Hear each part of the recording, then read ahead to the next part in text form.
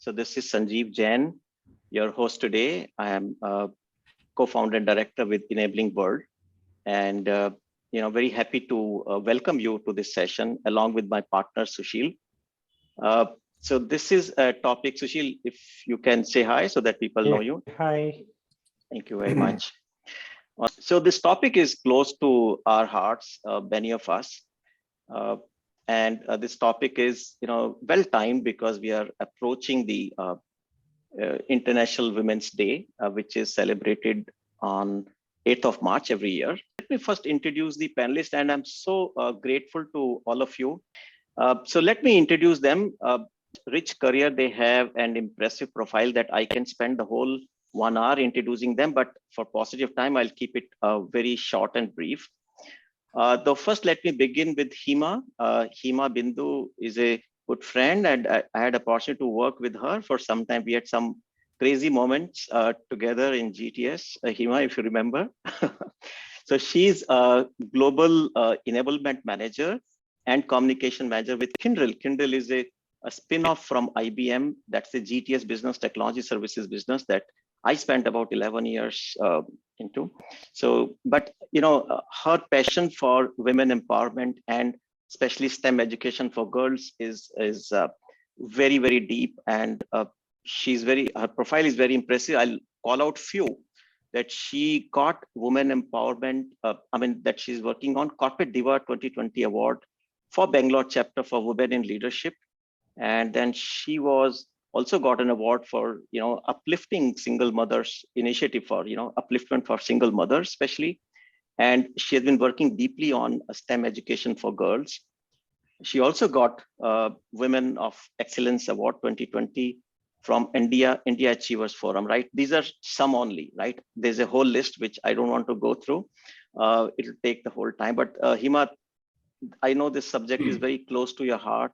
Thank you very much for joining in, and look forward to hear your insights. Thank you so much, Sanjeev, for this opportunity. I'm going to thoroughly enjoy this session.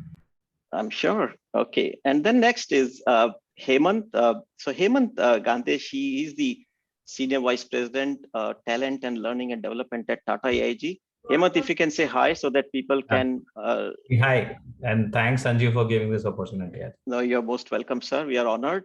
And he has very rich career, in HR he has been, and he got various awards, including Best CLO Award, and for providing best blended learning, initiative. And that's very close to my heart, Hemant, blended learning, because in the era of online, the blended is the solution, right? Because only online learning does up to a point, but blended learning is close to our hearts as well. He's a person who has been into HR and marketing both, but he aspires to be into sales leader, right, in future. That's what his aspiration is. He has developed various sales academy, and so he is all around into different industries he has worked into. Thank you very much, Hemant, for joining in, and we'll look forward to hear your insights as we go along. Shreya, hi Shreya. Shreya is next. Let me say, guys, Shreya is, down with fever, but she still decided to come. That speaks volume about her passion and her commitment to this subject. So Shreya is a DNI leader at JSW, and not only, different branches, different divisions. JSW is a very large organization, so different divisions of JSW. She's a DNI leader. She's certified Six Sigma, and she's DNI certified from eCornell. That's what I know, right? So we'll look forward to hear from her rich personal experience and her academic background. Then we have Anupma. Anupma is a friend that we have worked together for some time. She was in IBM. We were in IBM together. She was that time, I remember, she was holding very responsible position of a global program manager for DNI in IBM. And IBM is a company which is known for the DNI initiatives, worldwide, globally recognized in various aspects. And she had a very responsible position of doing the global program manager role for DNI initiative. She's currently at PwC at the DNI leader, and her passions are multiple. People with disability, multi-generational, women, and whatnot. I don't know how you get time to follow all that, Anupma, but we'll love to hear from you. Thank you very much for joining in. Thank you so much, Sanjeev, for this opportunity. Looking forward and learning from the session. Thank you. And last but not least is my friend Deepak, Deepak Mishra. So Deepak, hi Deepak. He's a good friend. He was my neighbor also for some time in Bangalore, incidentally. And Deepak he's one person like me. He has worked in different industries. He has worked in telecom. He has worked into manufacturing, FMCG, etc. So he has a very rich experience, and look forward to hear his experiences, how Dana is different, how these issues are different into different industries. He's currently senior advisor for the people practices at Arthur D. Little organization. Before that, he had a long stint, rich stint with UB Group. That's where I knew him, but he has recently changed over. And thank you very much, Deepak. He's also, let me tell you, he does a lot of philanthropy work, and he's a writer, he's a poet, and he is very, very, he is multi-skilled person. So thank you very much, Deepak, for being here. So let's begin a deep dive straight into this subject, guys, and few, hygiene things. Keep it very interactive, since the volume is, the platform is large, participation. So we will not be able to have everyone speak up, but use chat extensively. And with me, all my panelists, feel free to jump in and respond to the chats as it is coming on. Keep it. Before I get to the session, a brief introduction about us, about me. I am the co-founder with Enabling World, as I said. Enabling World is and along with my partner. In fact, we had another founder with us. Today is his birthday, and we just pray for him. He left us during COVID. Pushraj Vachali. So it was a dream come true for all of us, but we unfortunately lost him very recently last year during COVID. And today being his birthday, so our prayers, for peace of the departed soul, but he still inspires us. So remembering him at this stage. So Enabling World, going along, is a boutique HR organization. We do various things, including HR technology, leadership transformation, consulting, talent search and supply, and employee well-being is a big initiative for us. So that's a little bit. We are based at Bangalore and Chennai and Delhi, personally. Otherwise, so just a brief introduction I wanted to make before we dive into the subject. Okay, so IWD, as we all know, is celebrated every year in March, right? And to celebrate the success of women in various fields, political, social, cultural, into different aspects, right? Now, we may say that this issue is, and the theme this year is break the bias, which is one of the major issue when we talk about, in creating an inclusive workplace, right? So bias, whether it's a conscious bias or unconscious bias, is the biggest issue that we are dealing with, right? And I'm sure all of us in our different sphere would have encountered this personally, would have witnessed, would have done something about it, I'm sure, right? So our own journey will be very unique. We have our own stories of how we have dealt with that, right? Now, I'm just remembering, my days in, I worked in different companies. One of the companies, I won't name, that we were working, and I was the HR head for that particular unit. And as you can imagine, tech hiring is a big issue, right? Oh, why we don't have enough women in the technical roles, right? That's an issue the world is struggling, including India. And we started digging deep into that, right? And then we realized that the number of CV, right? We're beating the recruitment team. Hey, you're not giving us enough resume. And we found that resume was good enough.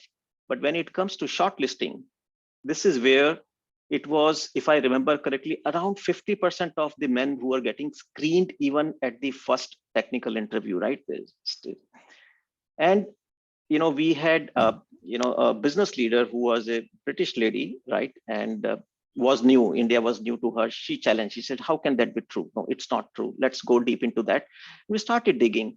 And what we did was, we did an experiment. We said, okay, let's not a human being screen the first screening, let it happen through the system. So we introduced I still remember QMark, there was a tool that we introduced as a technical screening, and zoom, it went up, right?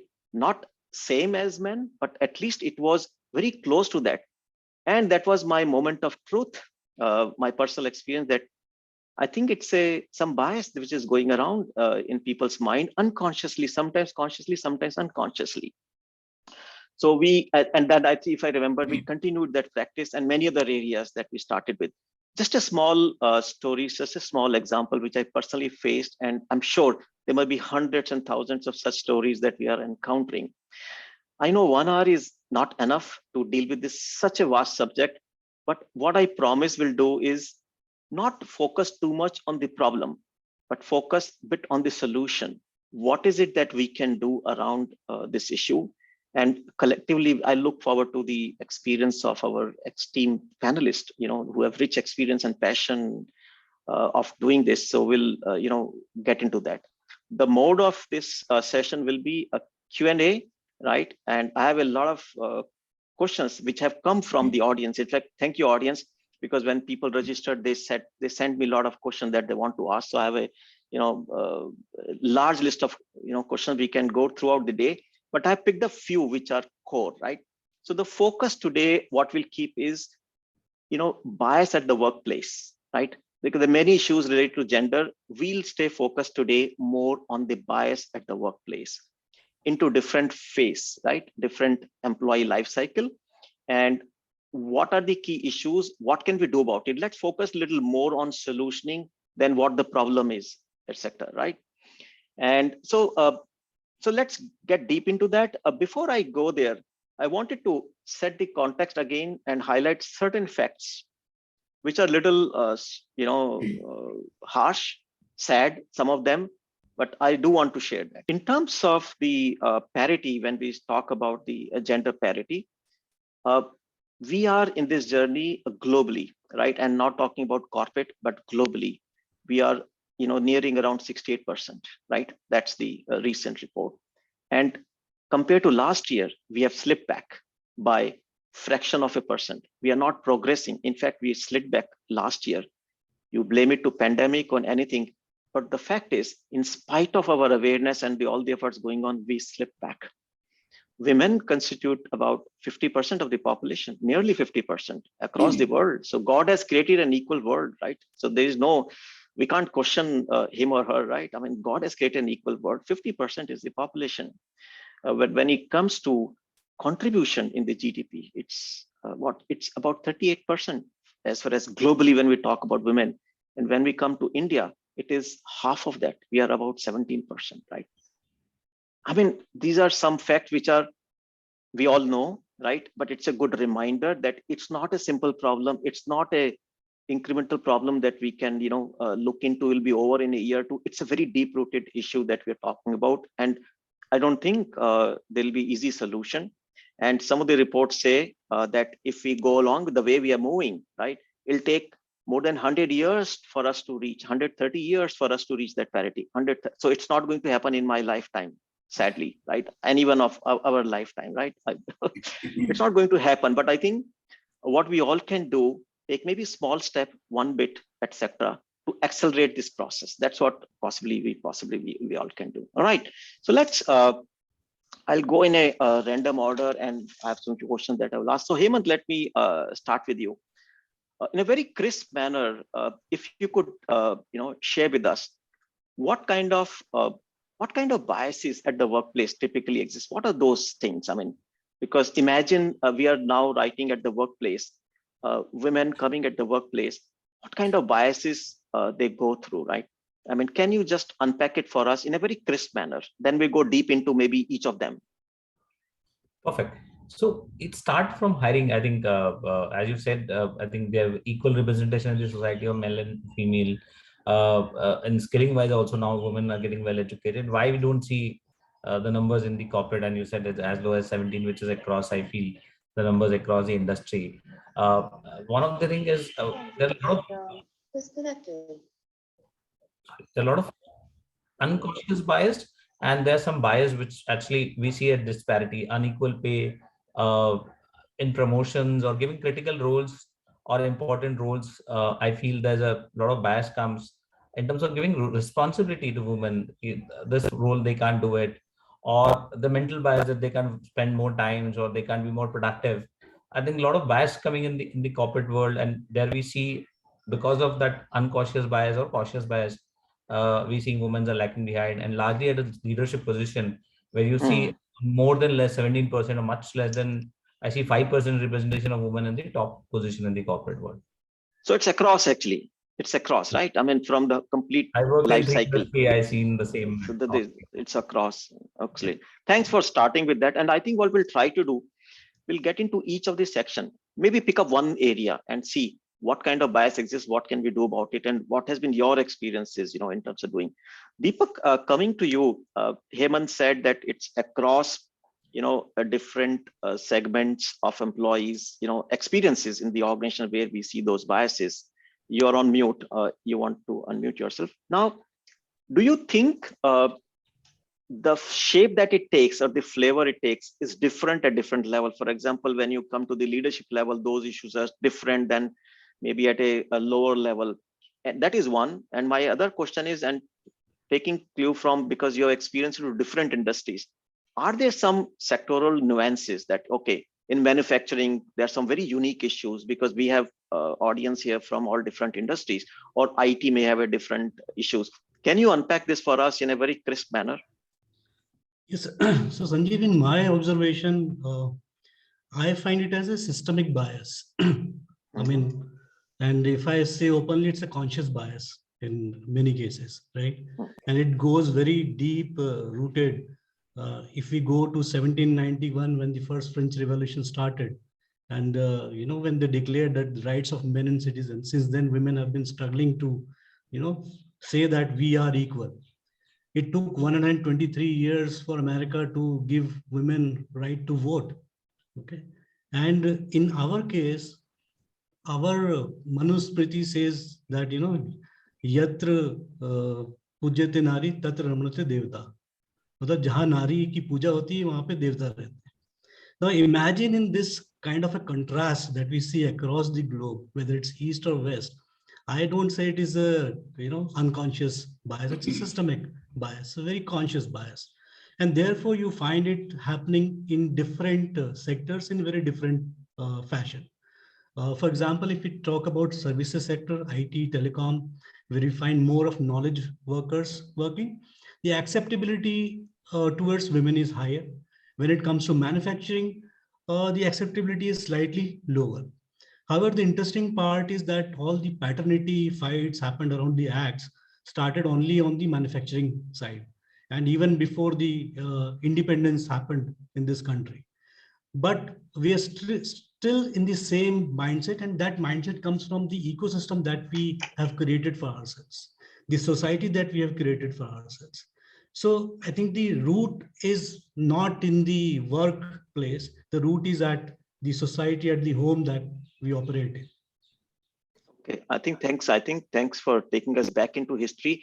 And you're absolutely right. These are deep-rooted issues, and it's not going to be over, in few weeks, months, or years. It's going to take generations and centuries.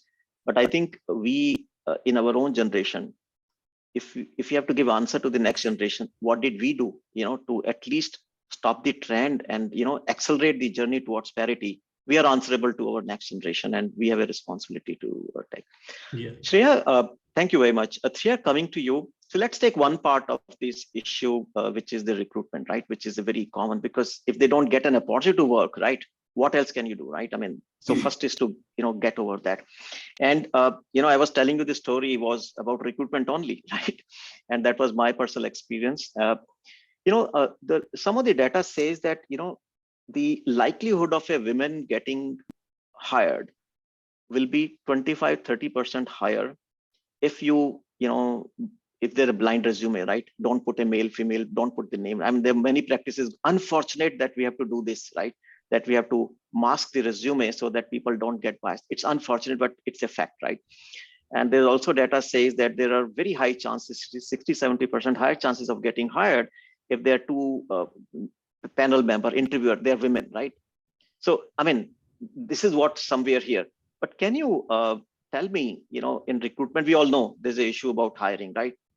Tell us from your experience, couple of things, some of the tips, which you have seen working, which will help us on merit, right? And we are not saying that promote out of turn. We are not saying that. That's the biggest disservice we could do to our women colleagues, right? And friends and the colleagues.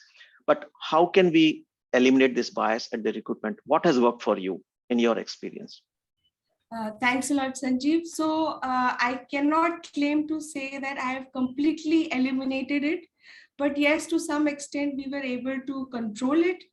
Now, people at the frontline level have a lot of these biases, like, beauty bias, affinity bias. Even the hiring manager has an affinity bias. So you're rightly said. I mean, now we have to actually remove the personal data from the resume, make it blind, and that really helps. So apart from that, what we tried to do was, of course, create a lot of awareness with the recruiters of what actually is bias, and if they get some pushback from the hiring manager, how do they deal with it. And also what we started to do was we increased the number of people who were interviewing, right? Just like you said, double. So we increased the number of people who were interviewing. And what we tried to do through the HR process is come up with a balanced slate. So we said, okay, hiring manager, if we cannot influence change that quickly, we will bring in a sort of a requirement at the hiring level, so that our recruiters are giving the hiring manager balanced slate. And we are actually capturing why women are not sort of making through. And when we find the reasons, if we find that somebody has been rejecting for reasons which is not very clear, very ambiguous, then we sort of go back to the hiring manager, and we can actually connect with them and tell them. Apart from that, we have done some level of also standardizing the initial process. We don't want to standardize the entire interview process, but initial process, yes. Because what happens is that there are some people who would ask maybe personal questions, ask maybe questions that are not relevant to the job. And that leads to not being hired as a woman. So for such levels, we have made some standardizations. Of course, we understand bias exists. It's a very normal human phenomenon. Our mind cannot work without bias. However, the more awareness we have created, we have seen more success to it. Of course, your HR head and your business head has to be very, very bought in, even to make that recruitment process successful. Because if they are not bought in, I mean, it's really top-down approach sometimes. If they are very passionate, they believe that balanced workplace is successful for your business, then you will make that those series of changes to ensure that women are actually getting through at least the first stage and coming into the workplace. And you're seeing some improvement, for your efforts. I mean, your collective efforts. You're seeing some little movement, right? Yes, so I can definitely speak about Sodexo because I stayed for a very large time with that organization. When we started to, and I'm talking about our leadership, when we started to ensure balanced slate for even the candidate slate, our senior leadership went to almost 30% from a 19%. So what happened was that we did some disruptive hiring. So, recruiters will come back and say, oh, I'm not getting the right candidate. And they're not lying. They may have reviewed the candidates and they may not get the right candidate. So we tell them, go ahead, do a disruptive, we are willing to do a disruptive recruitment, which means that you go into different industry, find out people who are managing, who and take some risk and experiment, take some risks. And based on the potential of the person, do the recruitment. And then, of course, it has to be strengthened with other processes like mentorship, etc. when they come in. But this is what we need to do. It's really a commitment that has to be made. And when we have extended these different profiles, when we have extended these different profiles, we've seen that in our head business level, a lot of women were recruited. They were like leading different businesses within the organization, which is supposed to be some of the roles where we don't put women in at all. Correct. And also, just Shreya, to add on to what you're saying, I have also read research reports where, the way you write even JD, right? Sometimes there's a bias in the way you post your requirements, right? Unconsciously, because, Right. you may say it appears that it is meant for men only, right? I mean, you may not say it in as many words. So I think there are ways today, technology is there, which can screen your resume and can tell you, is it, tilting towards a particular gender, or it's a gender neutral kind of thing, right? So there are many things. There's a lot of science behind it, because recruitment is becoming more of a science now, with a lot of technology coming into.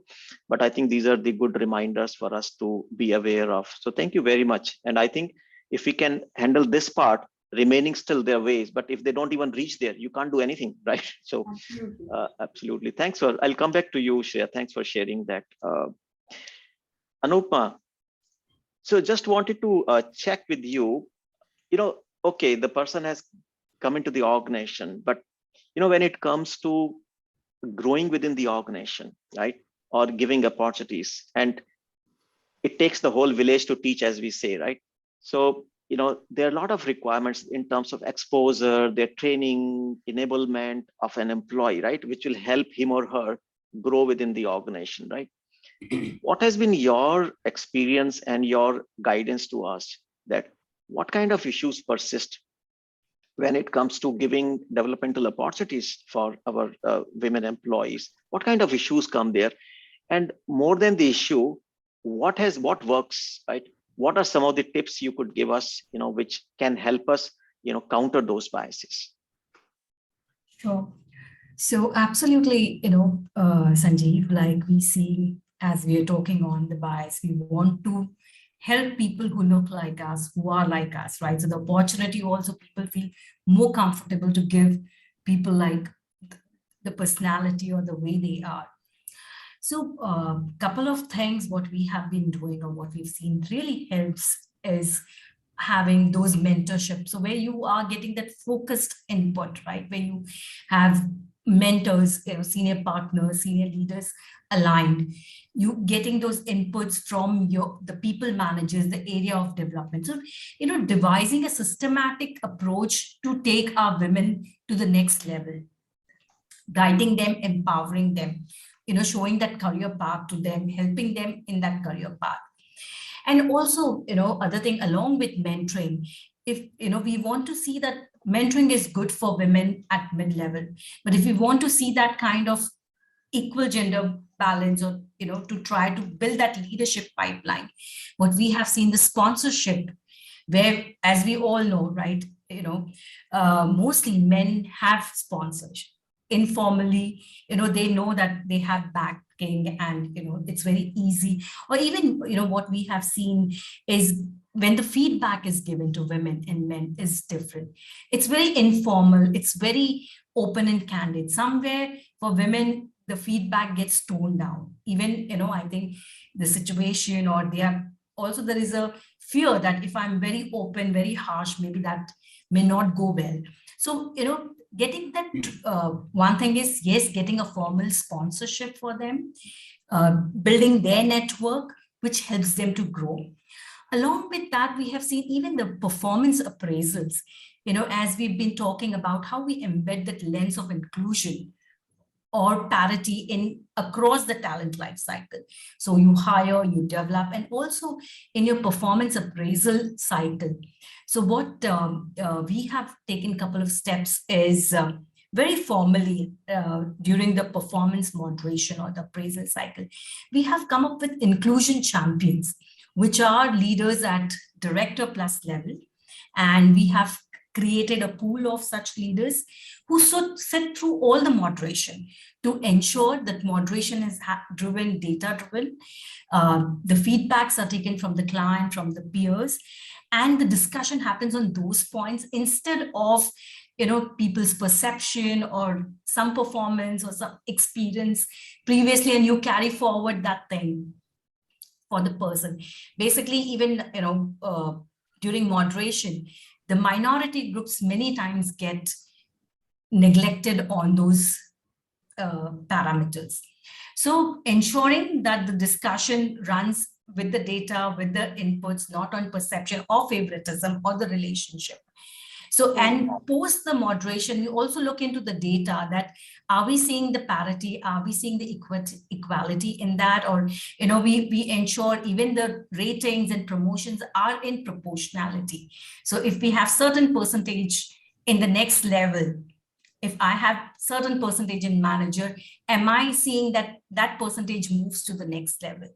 Otherwise, it would be very difficult to ever. Anupma, I have a question here related, and I would invite comments from all other panelists also. Sometimes I've been in that situation where someone says, okay, give me the data that how many top rater, below rater, how many are women, exactly same percentage, and it's a kind of sometimes gives a sense it's a quota that you are driving at, isn't it? And it's a difficult thing to whether if you don't do it, then you don't know what the issue is. But if you go into the quota system, it also does disservice that, okay, you are promoting some people because you have to reach certain quota, right?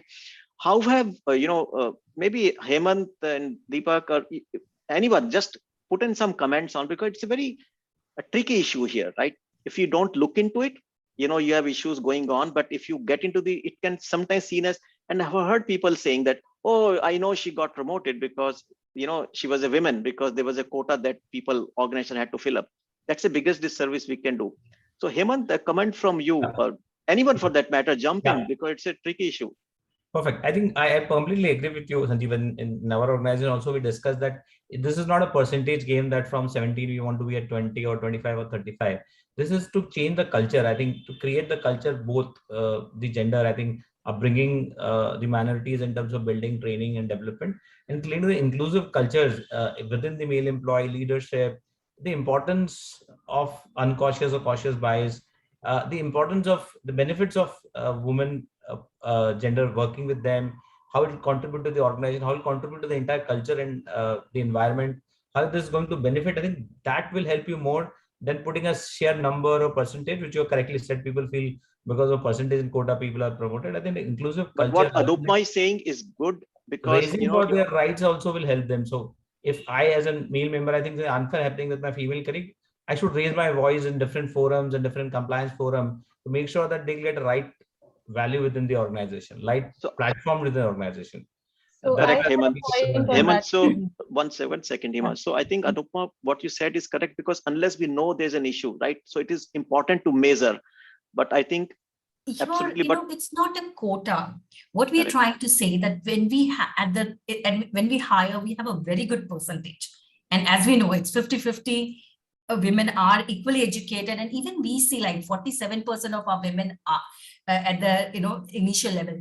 But as we climb, the number really shrinks. So there is something happening which demotivates them and makes them to move. So here we are not saying that you need to have a certain quota to move to the next level, but we are saying, can we have the proportionality in ratings and promotion? So if I have 35% of my women at a senior associate level, am I promoting similar number to the next level?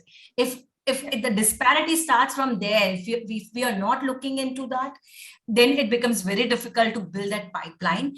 And of course, the meritocracy and even our panel members go through the mitigating biases, and everything is data driven. But I think to drive that focus is very important if we have to see really make the number or needle move. Otherwise, it would be always like, Great point, Anupma. Hiba had some. Yeah, so I had something to share. Shreya, I'll come back to you. I'll come back to you. Yeah.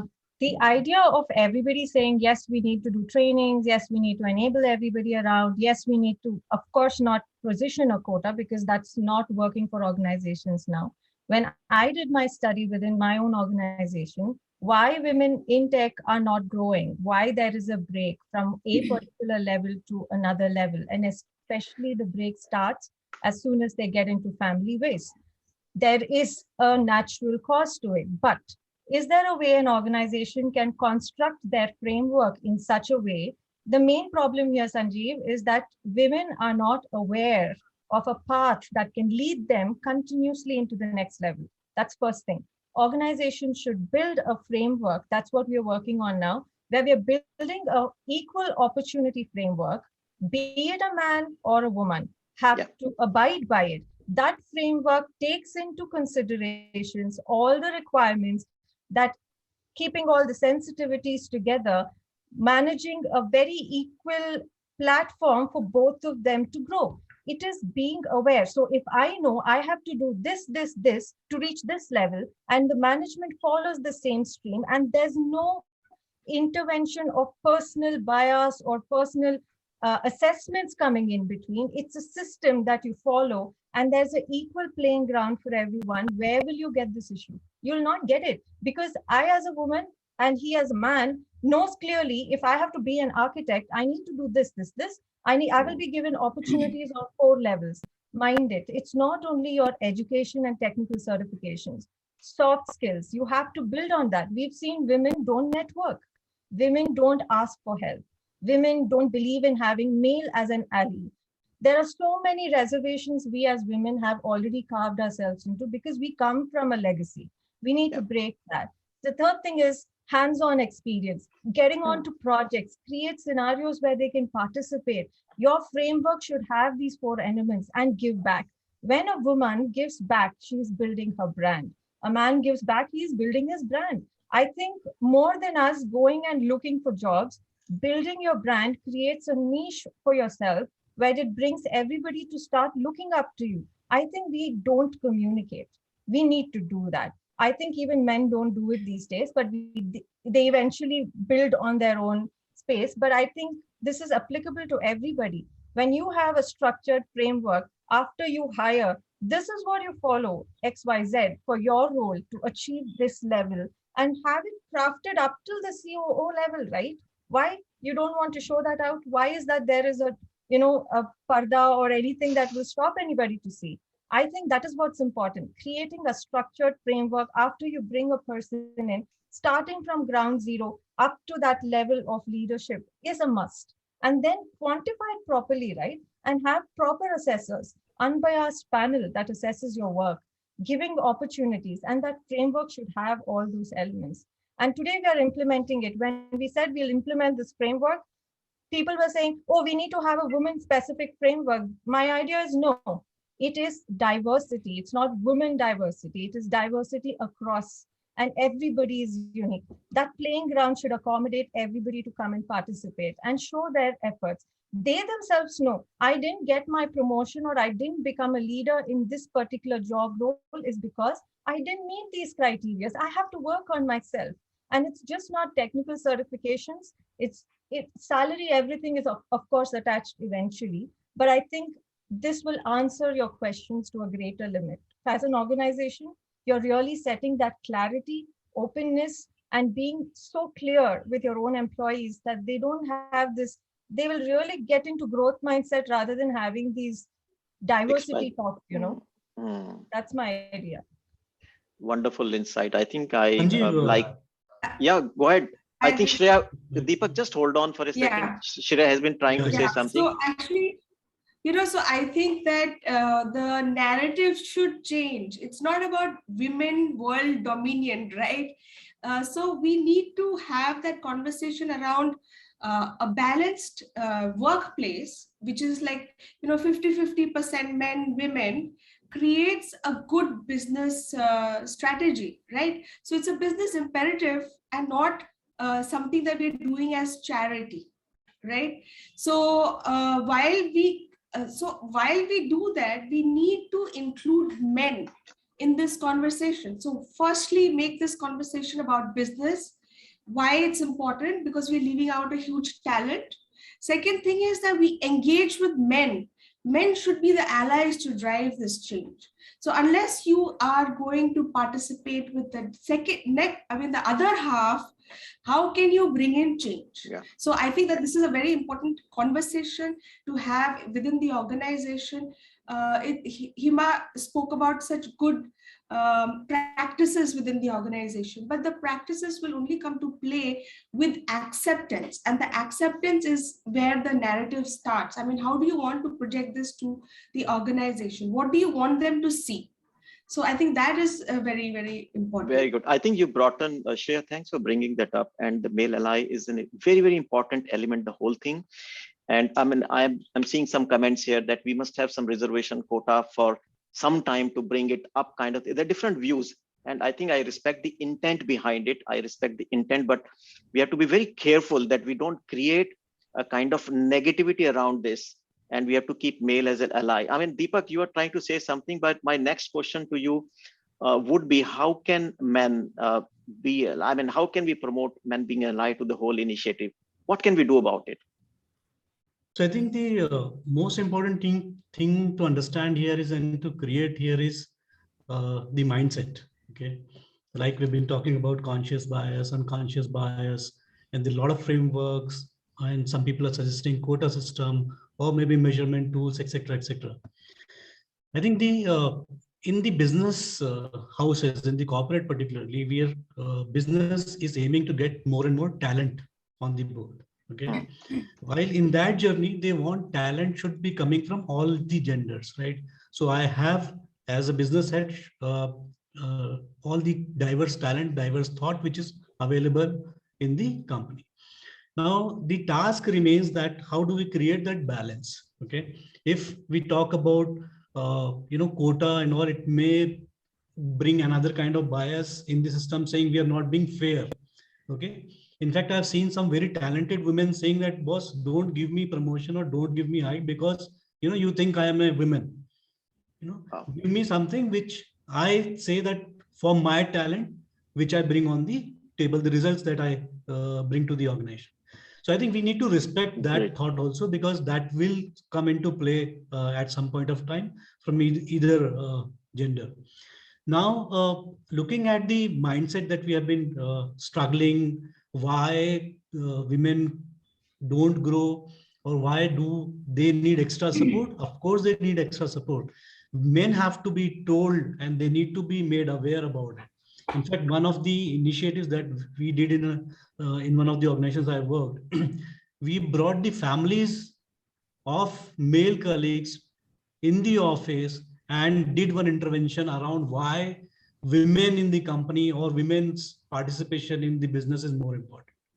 When their family hear about it, and when they start looking at the faces of their women, and children, daughters, they start realizing that, in my house also there are, women, there are my daughters who will someday grow up and they will also struggle for the same thing. Now we need to do it in a holistic manner. I mean, only HR policies can't solve it for sure. The moment you start striking that mindset and you bring that to very closer of you, which is your house, you start thinking in a very different direction. I'll give you my example. I have two daughters, and in my house, I mean, I am only male. There are three women, right? My two daughters. The way we have been grown up, I mean, my parents, we never had this kind of discrimination in the family. So it became at a time very difficult for us to see when you go and see in some other families, how are you treating men, I mean, a male child and a female child in a very different manner. So in the organization also, that silo, or I would say that the structural bias which is there in our heart and mind has to be broken. The moment we start striking it and say that talent is my supreme thing, I can't compromise on the fairness, but at the same time, I have to do these initiatives because the truth is that women lack, or they have been deprived of some kind of support which they need, which men always have, some kind of privilege that they do have. So that mindset building has to happen. At the same time, this acceptance has to be built in. If we start forcing it, I mean, it may go into a different direction altogether. I like the very interesting practice of bringing families and, because, and helping that convert the mindset, because, the impact is huge. I really like that. So Hima, you wanted to say something, quick comment, so then I have to move on to some next topic. So this would be a quick one. I think to add on to what Deepak was saying, I think it is more to say that when a man talks for us as an ally, the huge impact happens on the ground then. And we've seen that when we drove the intersectionality and the allyship within IBM as well, Sanjeev, where we really had a man speak for us. And I think that's where, why can't a diversity and inclusion team have a male presentation in it? And why can't that group deal with that, So that was just the point Absolutely. I wanted to I make. think you're right. I think I found it a little funny. Sometimes it was a women only for women cause, as if it is their own issue and they are trying to solve it. Right. And I remember the business resource group, as we call it, right? And when we create, it has all women fighting for women cause. I said, that's nonsense. I mean, it's not going to happen, right? So absolutely a great point. So let me bring another, yeah, Shreya, quick comment. Then I want to cover two important topics before we, close. Yeah. So I think I just wanted to extend what Deepak has said, about the systemic bias, which is actually the micro inequities that we have in the system. When we are creating a framework, we cannot actually give equal sort of stage for everyone, because everyone's experiences is different. So if a woman is going through a large maternity break, I mean, a man may not have to take that. So if there is no, so socially we are not equal, right? So to make us equal, we need to create processes, right? And we need to understand what are these micro inequities that is in the system. And that can be, like I shared earlier, that can be done when men start to understand how to grow women, and that happens through mentorship programs. Men are mentoring women, and then through this they have a cross learning. They understand women, how they want to progress in their career, and then create a stage where they can compete in. So equity here is probably something that I want to talk about, or I want to fit in, is that everybody wants equal treatment, but everybody needs to be given a specific way so that they can progress. So a woman, so it's more enablement, Exactly. enablement, accelerating on that part Exactly. than anything So else. women may need a different way of growing in the organization, and that has to be understood. And of course, everybody has to be given the equal opportunity, but the treatment has to be different. All right. So I thank you very much for that comment. And I think we are all aligned on that. I want to bring up, I know I don't know how the time flew immediately. We have 10 minutes left, but I want to cover two important topics. Anupma, I'll come to you. I know you want to say something. Why don't you complete? You wanted to say something. So just, to building on what Shreya just mentioned, I think it's so important, instead of making those assumptions which are based on our stereotypes or what we have seen, it's so important to have that conversation. Ask a woman what she wants, like especially, when the major, the childbirth. So, do they want to come back with the same vigor, or they want to take it a little bit slower and, get back to that momentum after a year?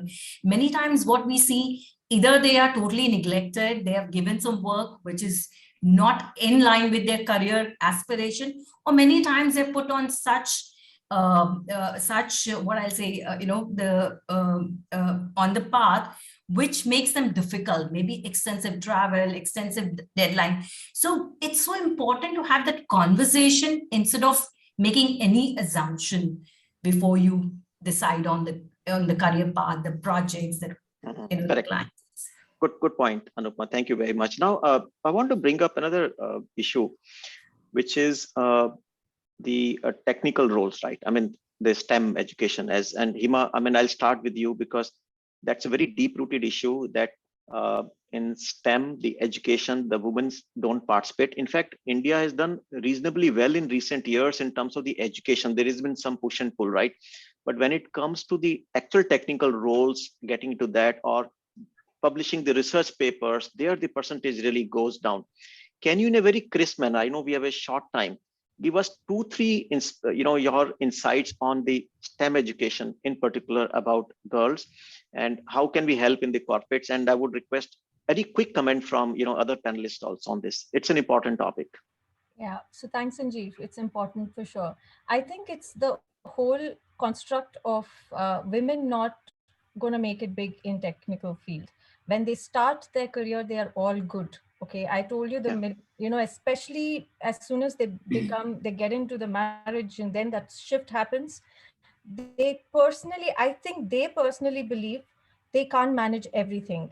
So I think the two things that I have seen in my career path as well, if I can just reflect a bit about me, the kind of roles I have done, I've started as HR, then I moved into core delivery, and there I've taken up roles when I really switched into my motherhood. I think that is where we need somebody to reiterate and give them the awareness that, with the role models, that you can switch, you can learn anything and be anything and wherever you want to be. The only thing you need to follow is to prioritize, deprioritize certain things, and reprioritize based on your career Wow. path. Now, there are times where you have to let go of that lucrative role that you think you want to do, but equally be open and start looking at roles which will equally push you up in the next 2 years time. You need to take a motherhood break. You need to take a role which is not going to keep you fully occupied. You may not be able to do shifts, but you don't have to do that.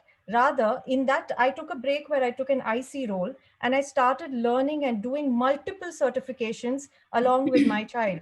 I've also taken up roles which would give me the opportunity to corely work with the client directly, but it's an IC role. You don't have to be a mass manager there, right? So you have to be clever in choosing which part you want to take. That's one thing. Now, when it comes to technology, technology is changing.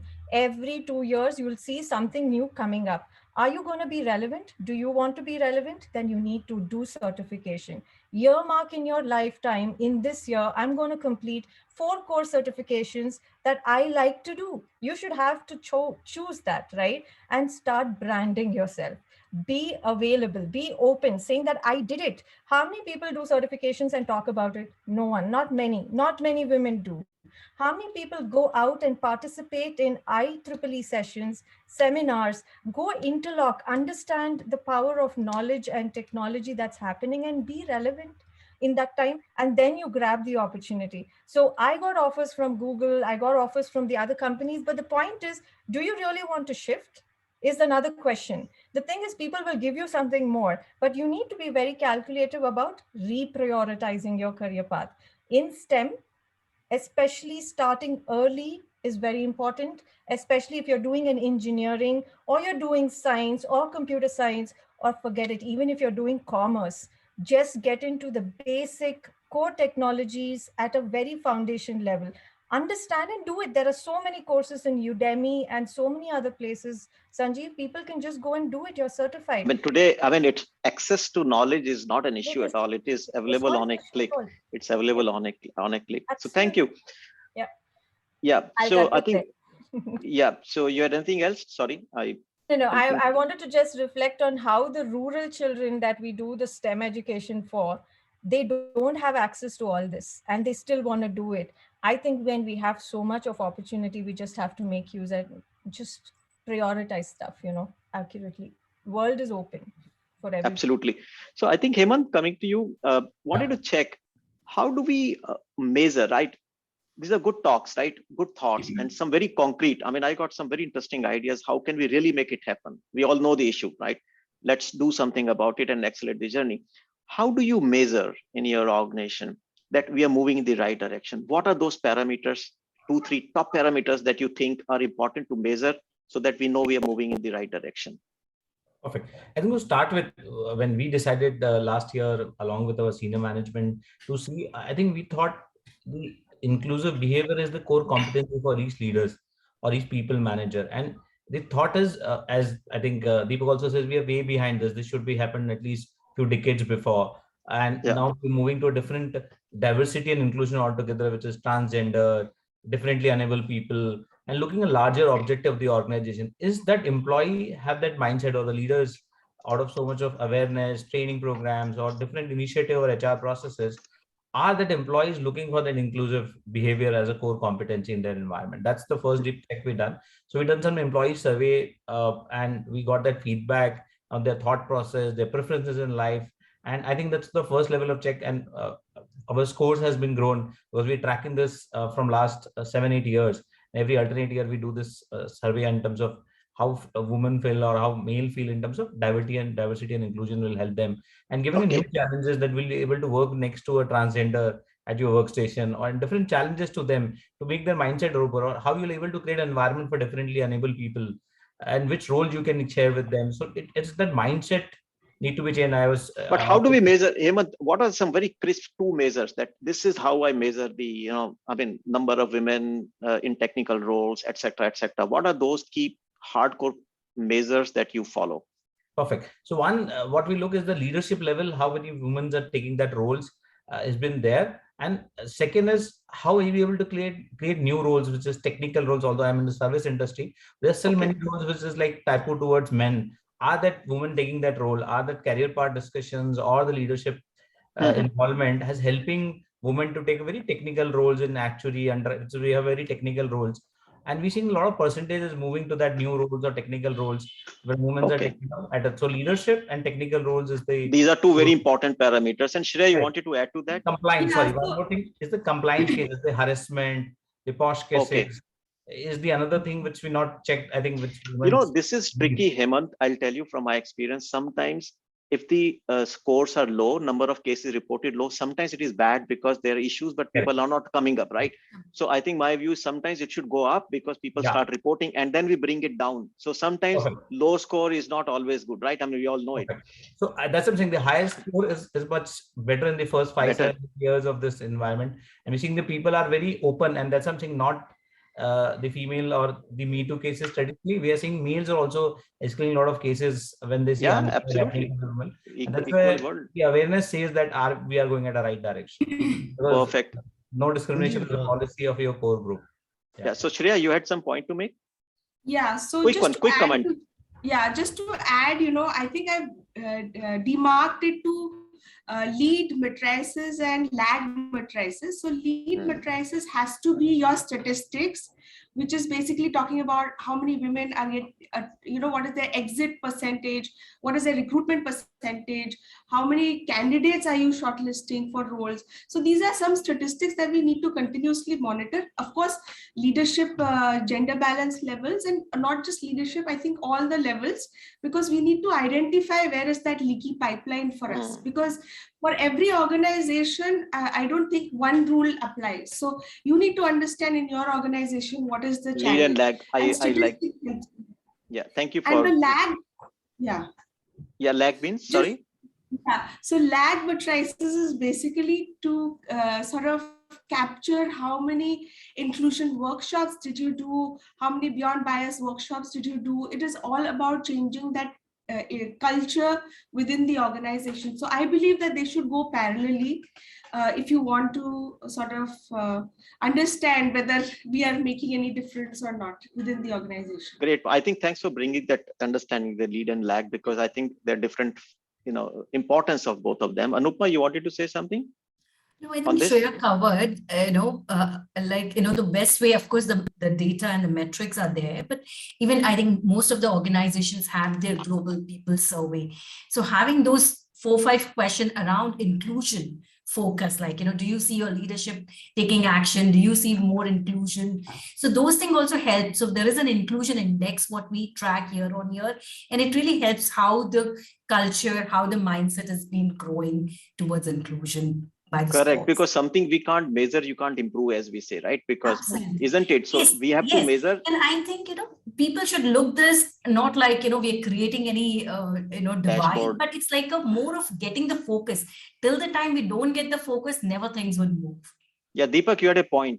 Yeah, Sanjeev. So just on the strategic, angle, when we talk about inclusion, it becomes very convergent on the gender side, right? The moment you add more elements of inclusion, for example, if you're talking about specially abled people in the company, and you start looking at or focusing on all the aspects of inclusion, I think the culture itself becomes very open, right? People start accepting it that, inclusion is the part of this culture. It is not about that you're open towards one gender or towards a particular, stream.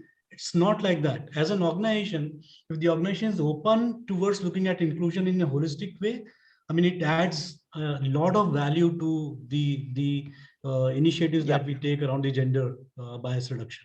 Thank you very much. I think we are close to the hour. I have a small request. While I'm thanking the panelists for I wish we had more time. I would have continued for maybe 1 more hour for doing justice to your presence here. But Kalyan, if you can just post the small survey. We have a small survey for all the audience. a very quick 30 seconds, 1 second, just a, how did you like this session? And it will encourage us, in terms of doing more such sessions which are insightful and meaningful to you all. But before we do that, as Enabling World, we do offer, various programs on International Women's Day around women empowerment, inner critique, different topics. So if anyone is interested, please reach out to us. And in the meantime, there'll be a small survey which will be popped up on your screen. But I think let me take a moment to thank all of you for coming here. And I never felt the time, 1 year is so short. I've never felt so as today because we had so much to cover. So these are some of the topics that, I was mentioning that we do offer on IWD, different programs for, different corporates if you're interested. But what I want to say is thank you, everyone. I'm taking a lot of points here. It will be difficult to summarize, but I think some of the points are, these are systematic bias we are going through.